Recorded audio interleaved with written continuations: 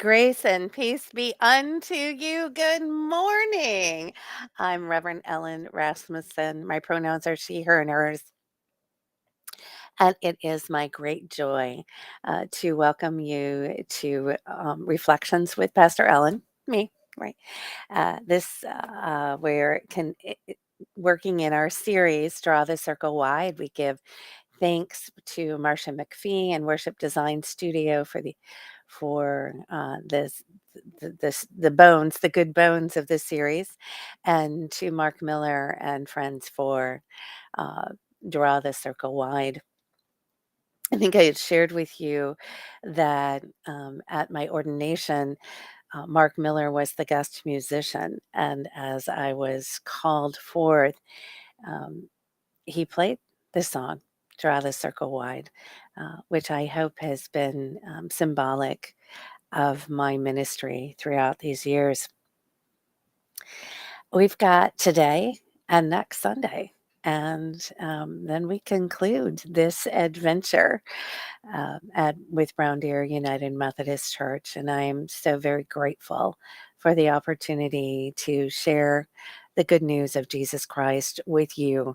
And I hope and pray that as we continue our journey to be made whole in God's love, you continue to have a place to connect and to grow.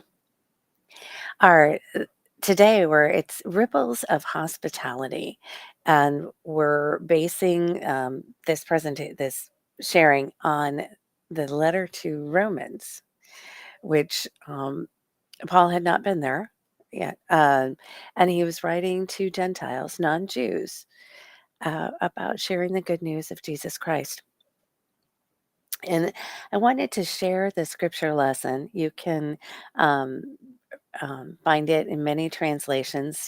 Bible Gateway can provide multiple translations for you, or there's many Bible apps as well. But today, in this ripples of hospitality, part of what I feel we need to do is to be open um, to sharing the good news in new ways with new words that may be more appropriate to the people we encounter. And so to practice to being open to sharing, I like to use a variety of translations. I stick to English translations, but I like to get them from different perspectives. And today I am delighted to share with you from the First Nations version, an indigenous translation of the New Testament. So, Small Man to the Sacred Family in Village of Iron is the name of the letter to the Romans. Excuse me. Greetings and blessings from small man, Paul, a servant of the chosen one, Creator sets free, Jesus. The Great Spirit has called me to be a message bearer, one who has been set apart to tell his good story. The sacred teachings tell us about this good story that was promised by the prophets from long ago, who spoke from the Great Spirit. This is the good story about Creator's own Son. In his human body, he was descended from chief, much loved one, David. And in a powerful way, he was shown to be the Son of the Great Spirit when his human body was raised from the dead by the Spirit of all that is sacred. It is because of the gift of his great kindness that we have been chosen to be his message bearers. We are telling his good story to all nations so they can put their trust in Creator, follow him in all his ways, and bring honor to his name. This sacred task is also yours because you have been called to belong to Creator sets free, Jesus, the chosen one. I write this message to the ones who live in the village of Iron, Rome, You are all deeply loved by the Great Spirit and are called to be His holy ones. I send to you great kindness and peace from our Father, the Creator, and from our honored Chief Creator sets free, Jesus, the chosen one. First of all, I thank the Great Spirit along with Creator sets free, Jesus, the chosen one, for all of you, because all over the world people are hearing about your trust in His good story. The Great Spirit, who I serve from my spirit by telling others the good story about His Son, knows how much I pray for you.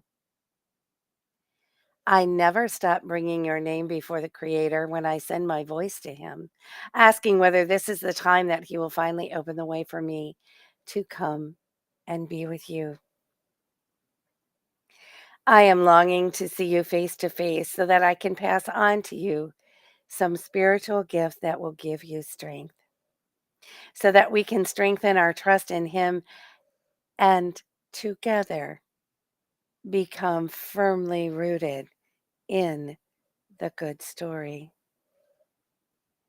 I want you to know, my sacred family members, how often I have tried to come to you, but many things have held me back. I have desired to share in some of the spiritual fruit Creator has grown from you, in the same way I have from others who are of the outside nations.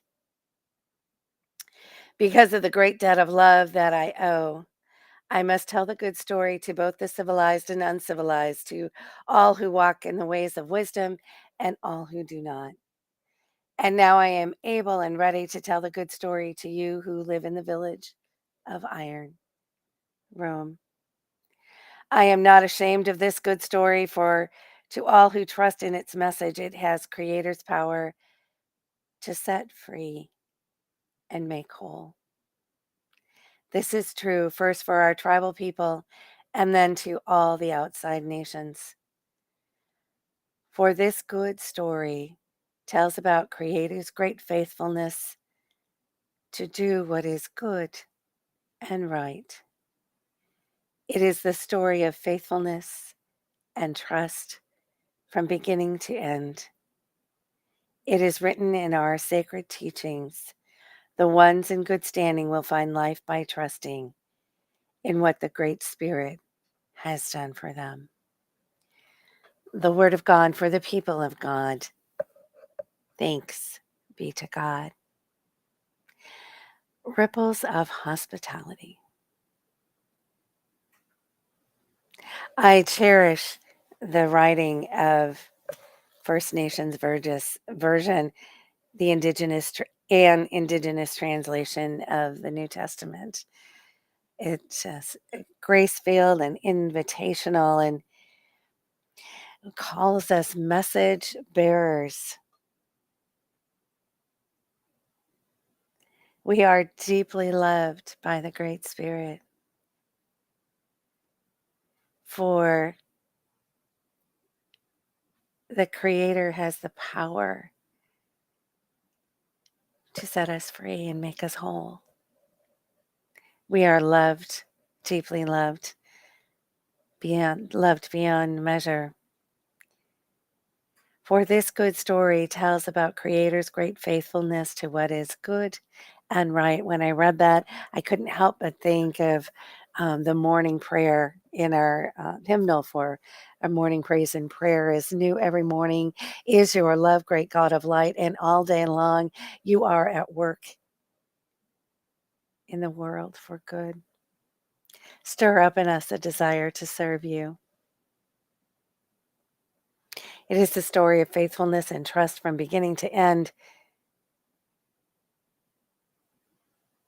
Faithfulness, trust, love, message bearers, mutual transformation.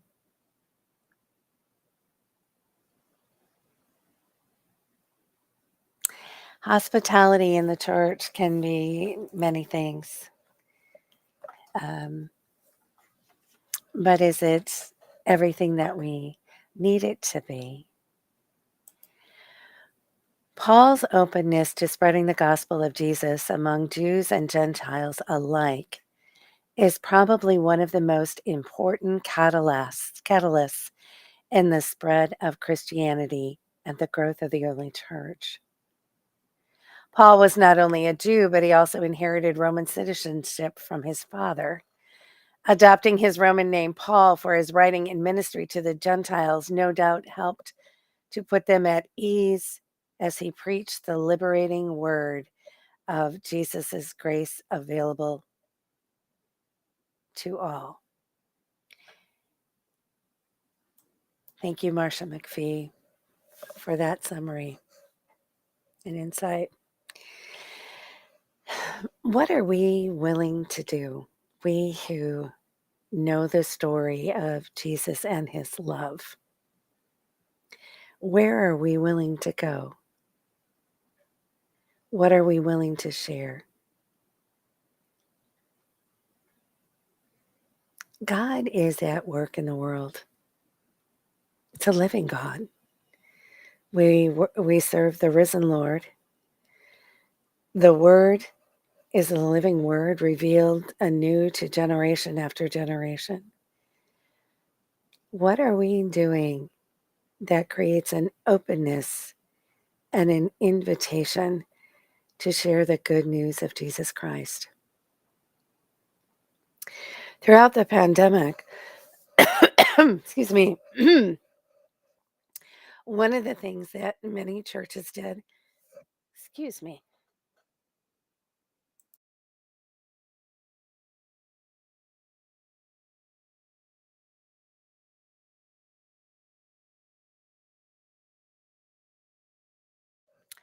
one of the things that many churches did, some had more resources and were able to do it sooner. Um, it is to develop a hybrid. Now there were churches that had been offering um, broadcast sermons and worship experiences long before the pandemic hit. But in order for many of us to connect with others, we needed to learn how to use broadcast media to be able to stream, to share the word. And I think it's important that not only are we taking all these efforts to find ways to share the word in person, one on one, in a worship experience, in how we live our daily lives. John Wesley called Methodism an experiment in practical divinity, and that you had to have a faith that you could live out, a faith that could not only transform your life, but be an invitation to transformation for others. How are we sharing the story of Jesus and his love? How do the words that we share, the actions that we take, the body language that we preach, um, how does that invite somebody to hear the good news of Jesus Christ and his love? How does um, how do the things that we do serve as a catalyst, right, for others to hear the good news? There are a number of messages that are known, that are being broadcast, that I don't find particularly invitational.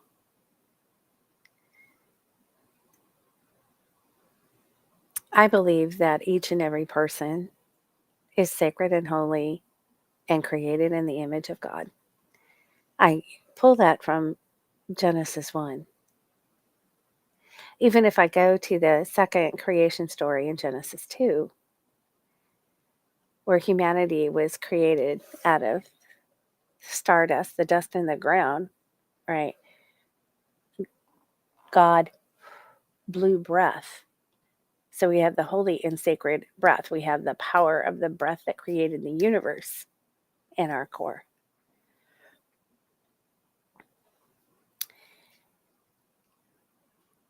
Each and every one of us has an important place in God's story.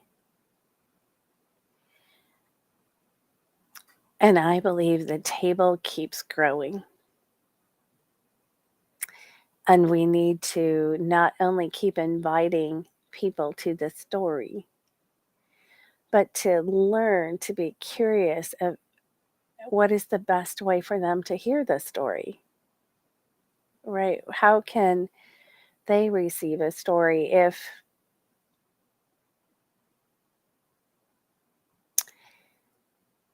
somebody is in need of basics, food, clothing, shelter, safety, security, love, how are we helping address those needs as we bear witness to the love of God that is at work within us? How are we in community with each other? What risks are we willing to take to be open and vulnerable, to share that this is the God story at work in my life?